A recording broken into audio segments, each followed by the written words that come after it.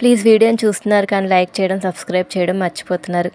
జానకి ఇక శ్రీనుని పక్కకు తీసుకెళ్ళి మాట్లాడుతూ ఉంటుంది. ఆద్యని కాలేజీకి వెళ్ళి చాటుగా ఎందుకు కలవడం శ్రీనయ్య? తప్పు నువ్వు చేస్తే ఆద్య శిక్ష అనుభవిస్తుంది. ఇంకా నష్టపోవడానికి ఏముందిరా తన దగ్గర, ప్రాణం తప్ప అని జానకి అనగానే ఇంకా శ్రీను నష్టపోయింది ఆద్య మాత్రమేనా అత్తయ్య, మరి నేను కాదా అని చెప్పి శ్రీను అడుగుతాడు.